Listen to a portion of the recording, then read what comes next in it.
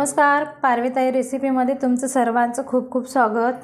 तर आज मी बिना पाकाचे तिळाचे लाडू बनवणार आहे।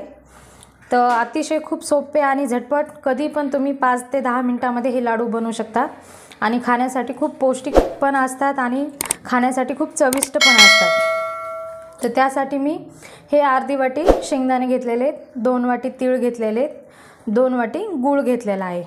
गुळाचं प्रमाण तुम्ही तुमच्या आवडीनुसार कमी किंवा जास्त करू शकता। 3-4 हिरवी वेलची घेतलेली आहे। तर साहित्य घेतलेलं आहे, रेसिपीला सुरुवात करू। तर सुरुवातीला मी गॅसवर कढाई ठेवलेली आहे। आता हे तीळ मी अगोदर सुरुवातीला भाजून घेणार आहे। तीळ मी स्वच्छ धुवून उन्हात वाळून घेतलेले आहेत। कमी गॅसवर छान मस्त 5-10 मिनिट असे छान खरपूस तीळ भाजून घ्यायचे।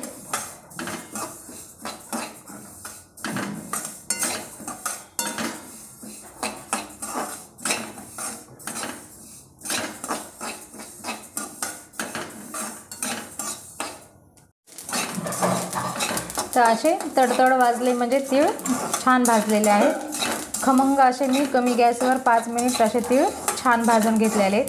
भाजताना तीळ असं सारखं म्हणजे उलटण्याने हलवत राहायचं, नाहीतर तीळ खाली करपतील।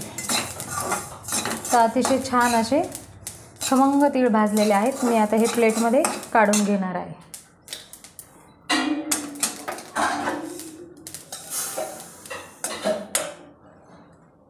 आता ह्याच कढाईमध्ये मी शेंगदाणे भाजून घेणार आहे। शेंगदाणे पण छान असे खमंग भाजून घ्यायचे।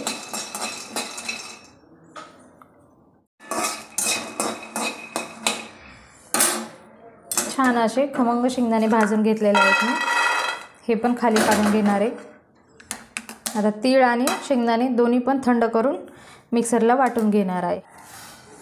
तर तीळ थंड झालेले आहेत। तर तीळ मी सुरुवातीला तीळ वाटून घेणार आहे। तर यामधले आपल्याला 1 चमचाभर तीळ असे ठेवायचे आहेत।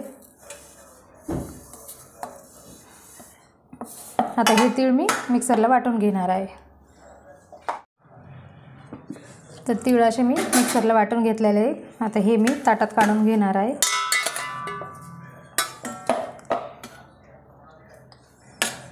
आता यामध्येच मी हे शेंगदाणे घेणार आहे वाटून। तर शेंगदाण्याची साल काढले नाहीत मी, तुम्ही काढू शकता तुमच्या आवडीनुसार। तर आता शेंगदाणे पण वाटून घेणार आहे।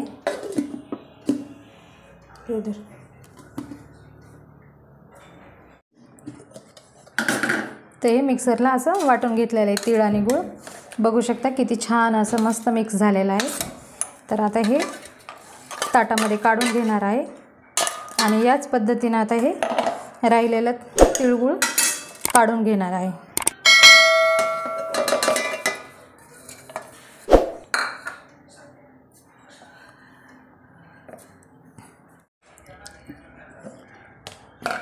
तर याच पद्धतीने दुसरं पण हे वाटून घेतलेलं आहे। खूप छान असा तिळाचा मस्त छान सुगंध येत आहे। ते असं पूर्ण अगोदर मिक्स करून घेणार आहे। आता यामध्ये हे वेलची मी कुटून घेतलेली आहे, वेलची टाकणार आहे। वेलची पण तुम्ही तुमच्या आवडीनुसार, आवडत नसेल तर नाही टाकली तरी काही हरकत नाही। आणि यामध्ये तुम्ही काजू बदाम हे पण टाकू शकता वाटून, म्हणजे मुलांना पौष्टिक आणखीन थंडीमध्ये। आणि असं सारण जरी तुम्ही डब्यामध्ये बनवून ठेवलं ना, हे महिनाभर टिकते। मुलांना असं गडबडीच्या वेळेला तुम्ही याची पोळी पण करून देऊ शकता। आता यामध्ये मी हे तीळ ठेवलेले होते, हे अर्धे तीळ टाकणार आहे, म्हणजे आपले लाडू दिसायला पण खूप छान दिसतात।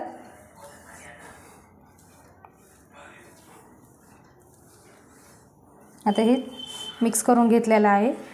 आता मी थोडं थोडं सारण घेऊन याचा लाडू तयार करणार आहे। लाडू तुम्ही तुमच्या आवडीनुसार छोटा मोठा बनवू शकता। तर मी असा मध्यम आकाराचा लाडू बनवणार आहे।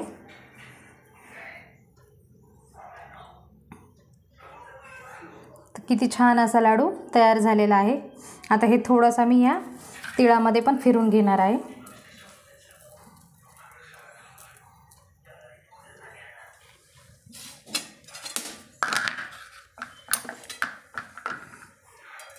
हे पहा किती छान असा लाडू तयार झालेला आहे। आता याच पद्धतीने मी दुसरा पण लाडू तयार करते।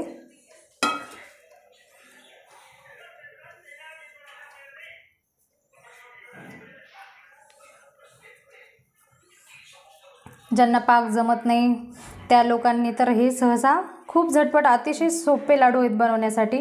कोणी पण लहान मुलीसुद्धा हे लाडू बनवू शकतात। अतिशय सोपे लाडू आहेत हे बनवण्यासाठी।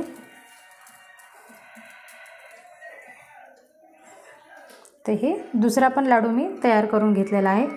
तर आता ह्याच पद्धतीने मी राहिलेले लाडू बनवणार आहे।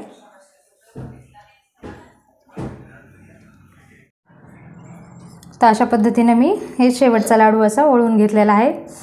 तर खूप छान असे झटपट होणारे लाडू आहेत, चवीला खूप छान चविष्ट आणि करण्यासाठी एकदम सोपे लाडू आहेत। न पाकाची गडबड हे ना टेन्शन, कधी पण तुम्ही कोणत्याही वेळेला 5 मिनिटात असे हे लाडू बनवू शकतात। घरात सगळ्यांना लहानपासून मोठ्यांना आवडणारे।